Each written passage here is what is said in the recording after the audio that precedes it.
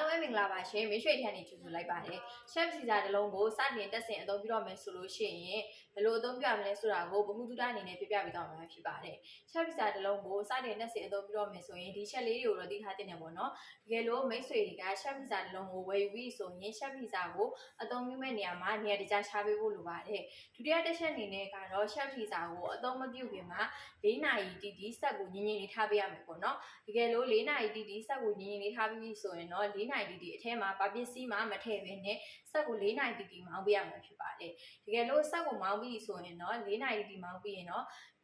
မိတ်ဆွေတို့ကထဲကိုအသုံးပြုမဲ့ပစ္စည်းတွေကိုထည့်ပြီးတော့မှအသုံးပြုလို့ရပါပြီပေါ့နော်နောက်ဆုံးတစ်ချက်အနေနဲ့ကတော့ chef pizza ကိုသူ့ရဲ့အနောက်ဖက်နံရံနဲ့ရှောက်လက်မကောင်မထားပြရမှာပေါ့နော်နောက်တစ်ခုကတော့ chef pizza ရဲ့ဘေးဘက်ကလေထွက်ပေါက်လို့ပေါ့နော်ပိတ်ဆို့ထားခြင်းမရှိဘဲနဲ့တိုင်းရိုးရိုးတန်းတန်းထားပြရမှာပေါ့နော်